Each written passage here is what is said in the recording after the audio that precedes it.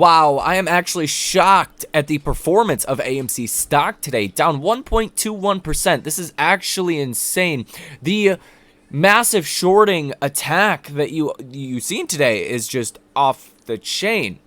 Let's start this video off with a bang. Let's get into exactly what the analyst that rates AMC stock a hold with a $45 price target said about AMC. A $45 price target. You are at $8 per share.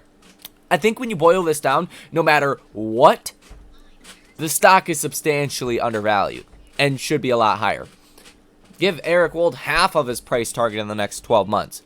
You're at $20, right?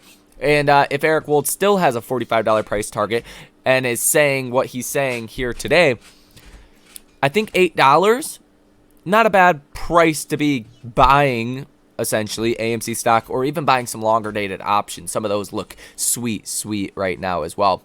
So let's get into it, guys. Hit the like button if you own AMC. I want a roll call in this video. If you're watching this, if you own AMC, hit that like button. If you don't own AMC and you hate the stock, let me know down below in the comment section.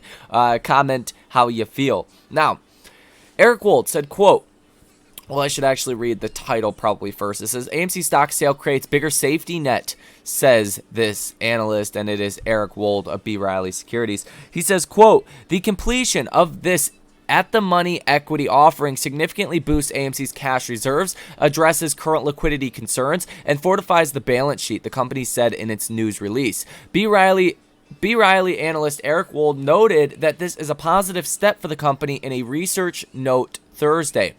We believe these proceeds not only provide an increased near-term liquidity safety net while the lingering Hollywood strikes potentially put the 2024 film slate at risk, but also provide an opportunity for the company to reduce the principal balances for the higher interest rate debt scheduled for maturity in 2026 and beyond, Wold wrote. Wold rates AMC stock at neutral with a $45 price target. I think this is the part that is kind of most exciting.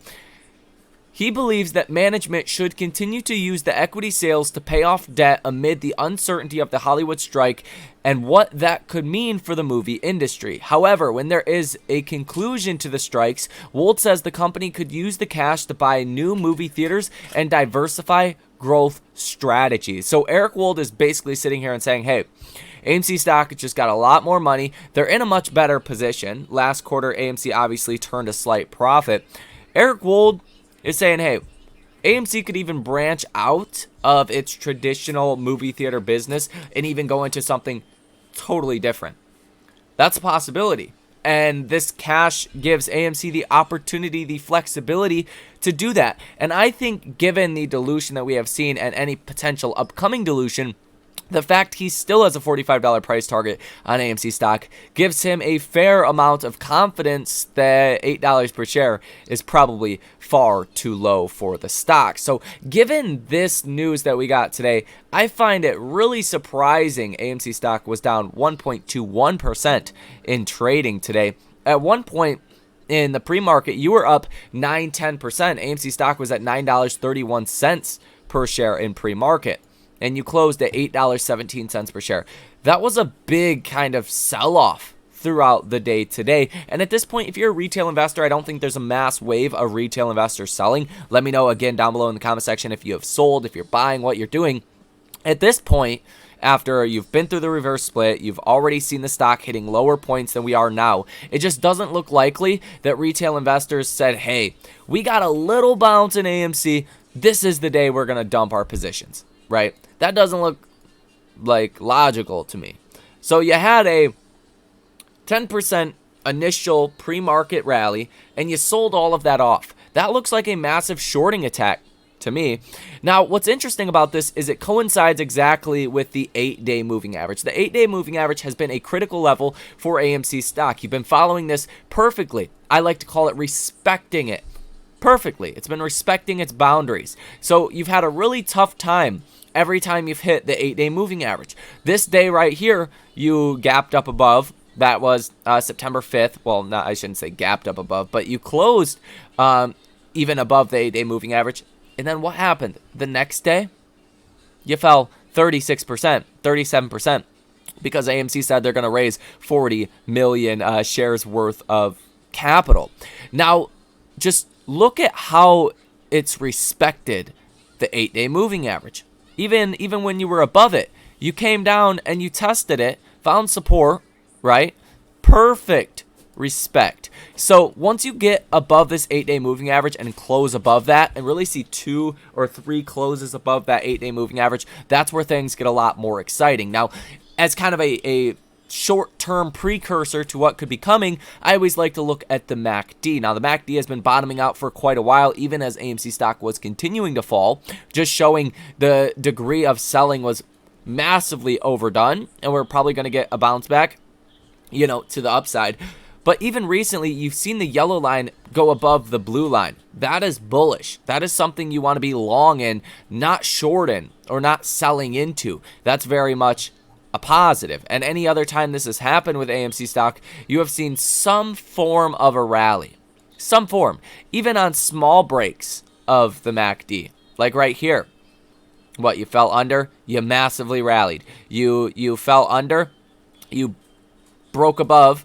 And AMC stock still went from, on these split adjusted prices, $69 per share to $95 per share. Even on small kind of breaks to the upside of the MACD, you tend to get very large rallies. When you see, a MACD that was this negative that goes positive, that's where you tend to get much, much larger rallies, and that's where we're at right now. And I think you can make a logical argument that AMC stock fundamentally is worth more than $8 per share, especially if they can diversify their business model. They can pay down some debt, things of which Eric Wold was talking about today. So I think simply on a risk to reward profile, AMC stock does look very attractive here. And that's what it comes down to. What's your max risk? What's your max loss? That is how you should go into any trade you go into.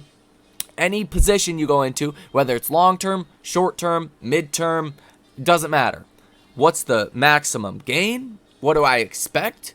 And what's the maximum reasonable loss? Obviously, you can't foresee some events, and that's why you have to change your thesis quite often, and that is called flip-flopping these days. But when details change, you got to change your thoughts, your opinions.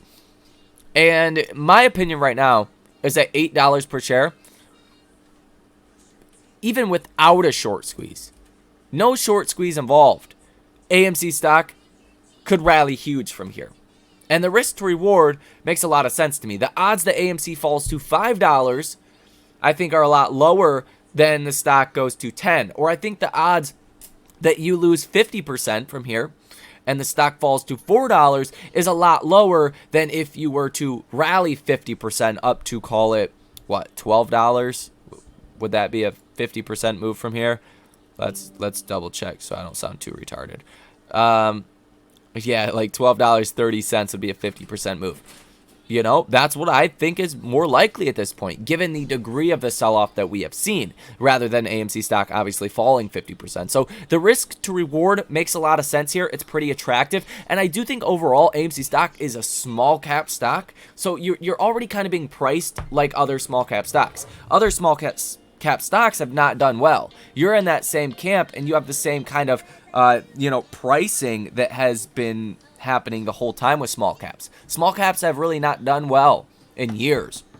AMC stock is now being grouped in that category. It's no longer being grouped as like a meme stock. It's being grouped as like a small cap stock, and that's where I think the real opportunity is over the next couple of years. And if you guys want more videos on other stocks as well, let me know down below in the comment section. There's quite a few other small cap stocks that have big potential returns that are just being highly underappreciated by the markets for a lot of reasons. A lot of analysts don't cover those stocks. A lot of people don't have those small cap stocks on their radar, and some funds can't even touch small cap stocks depending how their investor relations are and how their fund is set up and allocated ultimately. So I do think AMC stock is being kind of grouped in that category, and that is not really helping this stock right now. If AMC was a large cap stock, that would be a different story right now. If AMC stock was or small caps were in favor right now, high growth, I should say, AMC stock would also be likely much higher. So you kind of got the worst of both worlds. You have the dilution, you've had the bad news with the courts, but you also have the sector of the markets that AMC is in, which is small caps. Now, I do think that ultimately changes. Heading into 2024, if growth in the economy slows down, investors want to buy growth stocks. As long as you don't go into a deep recession, growth stocks will do well. A mild recession, investors want to be in growth stocks. Why? Because if you can't get cyclical growth in a Coca-Cola, in a, Smackers or a Hostess or a Hershey's or, a Procter & Gamble, right? When there's not inflation and you can't just raise prices and boost your earnings that way, well, what do investors want? They ultimately want growth, and some investors have to own growth. So if you're not getting cyclical growth in those kind of stocks I just mentioned because the economy's not doing well, if a Fubo is growing at 40% a year, or a Crocs is growing at 30% a year, or even a Tesla is growing at 50% a year, those stocks all of a sudden become a lot more attractive if you have 0% GDP. So, with that being said, AMC is in that small cap sector. They're growing a lot. So, I do think that does give AMC a little bit of a tailwind here heading into the end of the year, if not in 2024. So I guess that's my opinion on the what's going on right now with AMC and kind of the way that I'm looking at this, the risk to reward. Minus any potential short squeeze, which that's like a cherry on top. Right now, AMC is significantly undervalued. It's in deep effing value territory, as we have talked about many times. And that's something that I would rather own than sell at this point. So there's that. Now let's go over some of the data here on Ortex that you need to know. You have the cost to borrow fees around 4%, cost to borrow average at 6.5%, cost to borrow max at 8.6%, and cost to borrow minimum at about 3.5%. Now your live short interest of free float is estimated around 17%, with 26.77 million shares that are sold short. It looks like about a million or 1.02 million shares were actually sold short today. So we'll see how this ultimately affects the official short interest report when we do get that. We just got the official short interest report, and the float of AMC is higher now than it was before, so the short interest of free float is lower because you just have more shares outstanding, but the amount of shares that are sold short did go up by like a record amount, over 6 million in the last reporting period. So I do think that is something you should not forget. In terms of a short squeeze, you're very much prone to squeezing shorts if AMC stock does indeed, make that upside move, if you do get some momentum in the stock. And again, I just want to point out for everyone that doesn't understand, AMC stock no longer has, hopefully, dilution hanging over our head for a while. We don't have the court proceeding. We don't have any of that. So positive news should affect the stock a lot more, and negative news, well, that's always affected the stock. So positive news hopefully will start having a bigger impact. I'm surprised Eric Wold's comments today and reiteration of the $45 price target did not keep the stock in green territory. This makes me believe that there was just a massive shorting round that did take place today. So do go ahead and keep that in mind. Now, if you look at the Stocko Tracker data, you got about 86,000 calls currently in the, actually, let's go ahead and refresh this. Yeah, about 86,000 calls in the money, 196,000 calls out the money, puts in the money 113,000, puts out the money 272,000. Now, tomorrow is quad witching, and quad witching can be quite a volatile day. Historically speaking, it's neither bullish or bearish, or extra bullish or bearish, maybe I should say, compared to any other day in the markets. But you do tend to see higher volumes. And in the month of September specifically, the first 2 weeks of September, until you get to that third Friday, you tend to get, which is quad witching, which is September 15th. There's actually 5 Fridays in this month. You don't tend to see a sell-off until quad witching. And then after quad witching, that's where the markets historically go down the poop chute. Okay, so be on the lookout for that. That's something we've talked about here on this channel. So next week could be a little bit more important. We do have the Fed meeting, and that could be quite volatile as well. Now, tomorrow you're going to get the Michigan Consumer Sentiment Survey. The thing that's most important here is the inflation expectations. This is what typically moves the markets the most, as well as consumer sentiment. and some of the other smaller data points. I guess it's all important, but if you do look, you have the 5-year inflation expectations. That's expected at 3%. The 1-year inflation expectations are expected at 3.5%. We've been falling with these inflation expectations on the 1-year basis, as you can see from this mini chart here. It's, been falling as of recently, especially in 2023. You started going higher a little bit, but that's probably mostly based on oil. Now, 5-year inflation expectations has nothing to do with oil or commodities, and you're actually up from 2.7% to 3%. If you do, for whatever reason, go higher than 3.1% coming tomorrow, well, that would start to break you out of, 15-year high. If you go higher than 3.4% on the 5-year inflation expectations, you would be over a 25-year high. So that's where things could get a little bit tricky tomorrow if that data does surprise us. So yeah, there is that. Again, FTD situation. You got millions of FTDs that come due over the next couple of trading days, the next 2 weeks or so, and that's going to have an anti-dilutive effect on AMC. I don't know if it's going to be the reason why AMC stock rallies or not. I highly would doubt that, but it is a positive nonetheless. Now, again, just to reiterate, AMC stock could fall from here, but I do think the risk to reward makes a lot of sense. Let me know if you agree with this. There's a greater chance AMC stock rallies 50% to $12 per share rather than drops another 50% to $4 per share.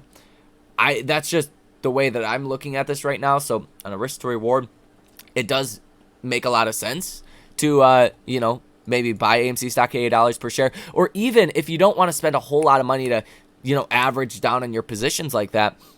It probably would take a lot of money at this point to get a good average down. You could always go in with some longer dated options. Just don't do anything that's so short on your expiration. If you go out and buy yourself some 2025, maybe even 2026 options, those are out right now. That doesn't look too bad. Even at, dude, look at that. The $10 call. You could buy the $10 call for January 2026 for $444. Your break even is $14. If you get any kind of move at all, in which we expect, you're going to make a lot of money there. And this is basically equivalent of buying 100 shares of AMC. So instead of spending $800 to buy 100 shares, you could spend $400 to essentially get leverage of 100 shares. Now, obviously, your break even, all of that, it might make sense to just buy the stock upon looking at these. If there was further out expirations, maybe that would make more sense. Or even 2025 for that matter. You guys get the idea. There's different ways to play this. If you guys want to come trade with us live in real time, link down below in the description of this video. That is going to do it for this one. Hit the like button, as well as subscribe to the channel if you own AMC stock, and only if you own AMC stock. Thank you for watching. Enjoy the rest of your day, and I will see you in the next one.